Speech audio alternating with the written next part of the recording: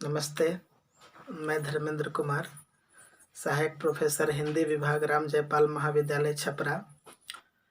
आज हम हिंदी भाषा की उत्पत्ति कैसे हुई, हिंदी भाषा का विकास कैसे हुआ, इस पर हम लोग मुख्य रूप से आज ये टॉपिक है हमारा, जिस पर हम लोग चर्चा करेंगे।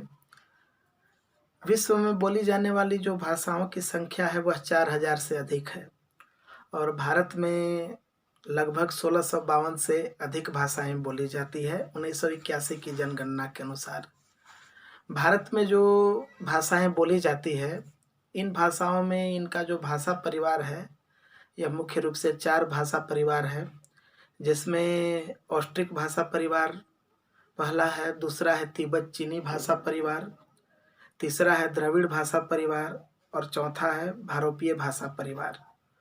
ऑस्ट्रिक भाषा परिवार के अंतर्गत भारत में जो प्रचलित भाषाएं हैं, यह ऑस्ट्रिक भाषा परिवार जो है इसका केंद्र बिंदु ईरान है और इसमें जो भाषाएं बोली जाती हैं वह है संथाली, मुंडारी और भूमिजा। दूसरा जो भाषा परिवार भारत में जिसका प्रचलन है वो है तिब्बत चीनी परिवार। इसके अंतर्गत उत्तरी असमी, आसामी और बर्मी भाषा बोली जाती है। तीसरा भाषा परिवार है द्रविड़ भाषा परिवार, जिसके अंतर्गत दक्षिण भारत की भाषाएं जैसे तमिल, तेलुगु, कन्नड़, मलयालम आदि भाषाएं बोली जाती है। चौथा और सबसे बड़ा जो भाषा परिवार है वो भारोपीय भाषा परिवार है। भारोपीय भाषा परिवार के विविध नाम हैं और इन भारोपीय भाषा परिवार को जैसे हम लोग इंडो जर्मन भी बोलते हैं, इंडो कैल्टिक भी बोलते हैं, भारत यूरोपीय या भारोपीय भाषा भी बोलते हैं, भारत हिती भाषा भी बोलते हैं। और विश्व की जो बहुत प्रमुख भाषाएं हैं जैसे लैटिन, संस्कृत, ये सब भाषाओं का विकास भारोपीय भाषा परिवार से ही हुआ है। और जो ध्वनियों के आधार पर है, भारोपीय भाषा परिवार के 2 वर्ग किए गए हैं। इन्हीं 2 भाषाओं में बांटा गया है, ये 2 भाग में, 2 भाषाओं नहीं 2 भाग में बांटा गया है, जिनमें पहला है सतम और दूसरा है केतुम। सबसे पहले हम चर्चा करेंगे केतुम वर्ग की। केतुम वर्ग, इसकी 5 शाखाएं हैं। पहला कैल्टिक, दूसरा जर्मनिक, तीसरा लैटिन, चौथा ग्रीक और 5वां तोखारी। तो जो पहली जो शाखा है कैल्टिक, इस शाखा की जो भाषाएं हैं वो मुख्य रूप से आयरलैंड, वेल्स, स्कॉटलैंड आदि देशों में बोली जाती है। जो दूसरी शाखा है वो जर्मनिक, इसके अंतर्गत Iceland, Denmark, Norway, Sweden, England, Germany, Holland, Belgium आदि देशों में जर्मनिक भाषा का प्रचलन है। तीसरा लैटिन है। लैटिन, ये इसको हम लोग इटैलिक या इतालवी भी कहते हैं। इसका प्रचलन प्रमुखतः रोम, फ्रांस, स्पेन, पुर्तगाल आदि देशों में है। चौथा ग्रीक है, जिसका प्रमुख जो बोली जाने वाली जो ग्रीक भाषा है, ग्रीक जो शाखा है, इसका जो केंद्र बिंदु है वह यूनान, यूगोस्लोवाकिया, बल्गारिया, अल्बानिया, साइप्रस इत्यादि देश हैं, आदि देश हैं। और ये जो ग्रीक या लैटिन है, यह मुख्य रूप से संस्कृत के बहुत निकट है और जो ये समास तीनों लिंग जैसे संस्कृत में होते हैं वैसे ग्रीक में भी प्रचलन है। जो केतुम वर्ग की जो 5वीं शाखा है वो तोखारी है। ये ईसा पूर्व 2री शताब्दी से ईसा पूर्व 7वीं शताब्दी तक मध्य एशिया के तुर्फान प्रदेश में बोली जाने वाली भाषा ये तोखारी है। और इसमें तोखारी की जो संधि है, विभक्ति है और सब समूह की दृष्टि से भी ये ग्रीक की तरह ही संस्कृत से बहुत निकट है। तो अभी तक हमने जो पढ़ा कि ध्वनियों के आधार पर जो भारोपीय भाषा परिवार है, इसका 2 वर्ग है, जिसमें पहला हमने 2 है, एक सतम और केतुक। हमने पहले केतुम की चर्चा की और केतुम की 5 शाखाएं हो गई, कैल्टिक, जर्मनिक, लैटिन, ग्रीक और तोखारी। अब हम सतम वर्ग की भाषाओं की चर्चा करते हैं। तो केतुम में जिस प्रकार 5 शाखाएं हैं, वैसे सतम में भी, सतम जो वर्ग है, भारोपीय भाषा परिवार का जो वर्ग सतम है, इसका भी 5 भाग है। पहला है इलिरियन। इलिरियन इलिरियन जो शाखा है, इसकी प्रमुख भाषा अल्बेनियम है। यह अल्बेनिया और यूनान के कुछ भागों में बोली जाती है। दूसरी शाखा बाल्टिक है। यह लिथुआनिया में बोली जाती है, जिसकी भाषा लिथुआनिन है। और लाटविया में लोटिस भाषा भी इसके अंतर्गत आती है। इसकी मुख्य विशेषता है कि यह संगीतात्मक है, इसमें स्वराघात का प्रचलन है। सतम वर्ग की जो तीसरी शाखा है वह है स्लाव। ये 3 भाग इसमें है। इसमें मुख्य रूप से इसका प्रचलन रूस में है।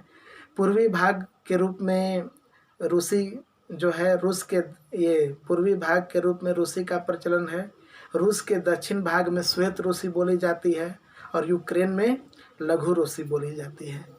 और जो पश्चिम भाग के पोलैंड में पोलिश, चेकोस्लोवाकिया में चेक तथा दक्षिणी भाग में के बल्गारिया में बल्गारिन, यूगोस्लाविया आदि देशों में ये भाषा बोली जाती है। इसकी जो चौथी शाखा है, ये सतम की जो चौथी शाखा है ये आर्मेनियम है। इसकी मुख्य 2 बोलियां हैं, जिसमें यूरोप में इस्तंबुल है और जो दूसरी बोली है वो एशिया में अराराट है।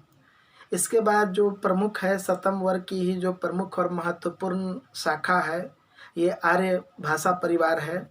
ये भारत ईरानी शाखा भी के नाम से भी इसको जाना जाता है। इसकी 2 उप शाखाएँ हैं, जिसमें पहला है भारतीय आर्य भाषा परिवार, दूसरा है ईरानी भाषा परिवार। और कुछ विद्वान इसका तीसरी उपशाखा की भी चर्चा करते हैं, दर्दी, जिससे कश्मीरी आदि भाषाओं का विकास हुआ। तो भारतीय आर्य भाषा परिवार से भारत की प्रमुख भाषाओं का विकास हुआ। ईरानी से ईरान में फारसी, पश्तो, बलूच, पामीरी आदि का प्रचलन हुआ। तो हमने अभी तक भारतीय भाषा परिवार की ध्वनियों के आधार पर जो इसके 2 वर्ग बनाए गए हैं, 2 वर्ग किए गए हैं, इसमें केतुम की चर्चा की, सतम की चर्चा की। मतलब मुख्य रूप से सारांश के रूप में कहा जा सकता है कि सतम के अंतर्गत इसकी 5 उप शाखाएँ हैं, इलिरियन, बाल्टिक, स्लाव और आर्मेनियम और आर्य। जो हिंदी का विकास हुआ, जो हमारे इस व्याख्यान का मुख्य केंद्र बिंदु है, ये भारतीय भाषा परिवार के अंतर्गत इसका आता है। बहुत सारी भाषाओं का विकास भारतीय भाषा परिवार से ही हुआ है। और ये भारतीय भाषा परिवार ये अत्यंत ही महत्वपूर्ण भाषा परिवार है, जिसका प्रचलन बहुत देशों में है। और भौगोलिक क्षेत्रफल की दृष्टि से भी इसका क्षेत्र सर्वाधिक है अन्य भाषा परिवार की तुलना में।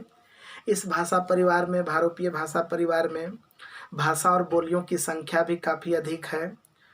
और इसमें जो है साहित्य रचना की दृष्टि से भी यह भाषा परिवार अत्यंत ही संपन्न एवं समृद्ध है। भाषा विज्ञान, काव्य शास्त्र, नाट्य शास्त्र की समृद्ध परंपरा का विकास इसी भाषा परिवार में हुआ है।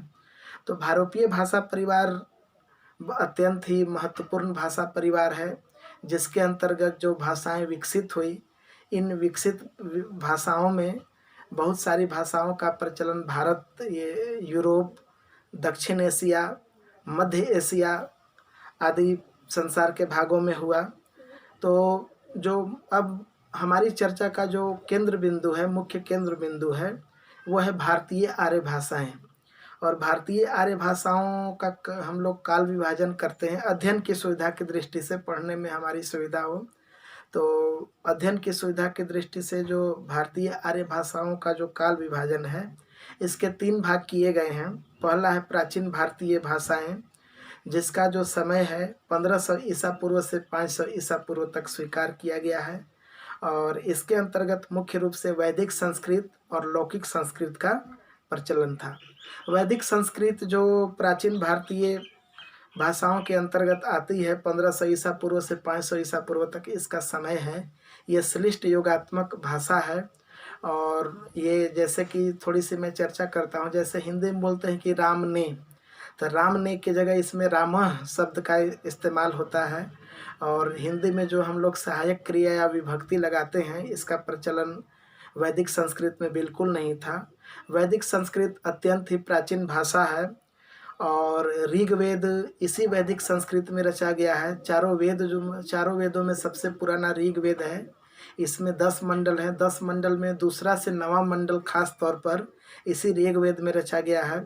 यह स्वर प्रधान भाषा है वैदिक संस्कृत, जिसको इसमें अ आ ह्रस्व ई दीर्घ ई की तरह ऋ भी एक स्वर है, एक शब्द स्वर है ये।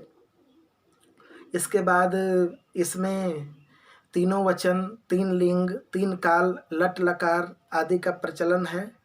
और वैदिक संस्कृत में 3 स्वर भी हैं, जैसे ह्रस्व, दीर्घ और अन्य हैं।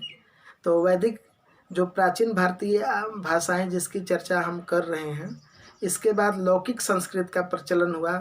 जो सामान्य जो पढ़े लिखे लोग थे, पढ़े लिखे वर्ग के लोग थे, जो उनको वैदिक संस्कृत का प्रयोग करते थे, उपयोग करते थे।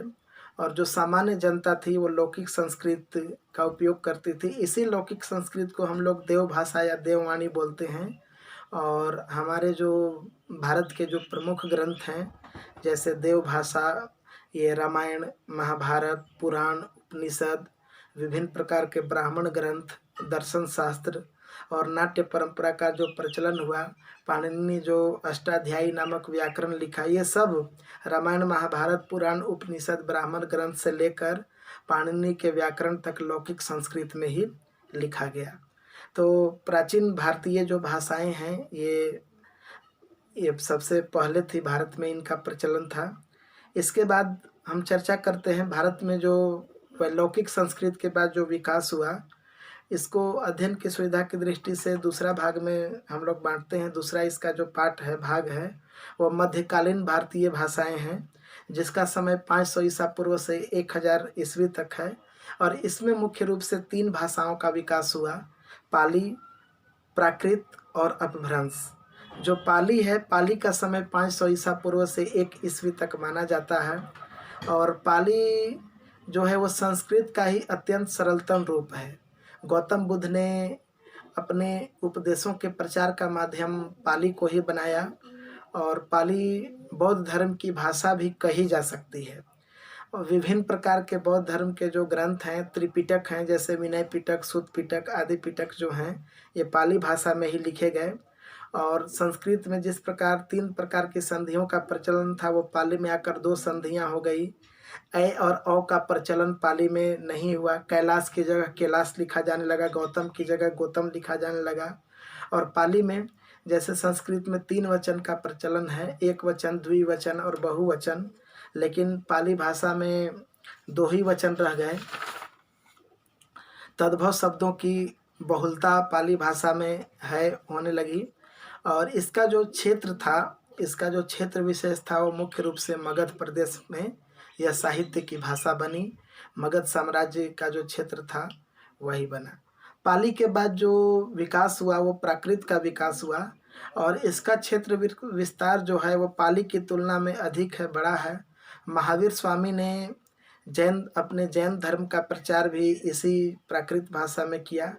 और प्राकृत तक आते आते वैदिक संस्कृत से लेकर प्राकृत तक काफ़ी कुछ परिवर्तन हो चुका था, काफ़ी कुछ बदलाव हो चुका था। इसमें तालव्य स का प्राकृत से ही प्रचलन का प्रारंभ हुआ। र जो था वो ल में परिवर्तित हो गया, ज य में बदल गया, न के स्थान पर ण का प्रचलन हुआ, स्वरों की बहुलता हो गई। प्राकृत का समय हम लोग 1 ईस्वी से 500 ईस्वी तक मानते हैं। प्राकृत को मुख्य रूप से 5 भागों में विभक्त किया जाता है। 5 प्राकृत के रूप हैं। पहला मागधी प्राकृत, दूसरा है अर्ध मागधी प्राकृत, तीसरा है सौरसेनी प्राकृत, चौथा है महाराष्ट्री प्राकृत और 5वां है पैशाची प्राकृत। तो अर्ध मागधी प्राकृत है, इसी से जैन साहित्य का विकास हुआ। महाराष्ट्री प्राकृत से गाहा सप्तशती, ये जैन साहित्य रचे गए इसमें अर्ध मागधी प्राकृत में।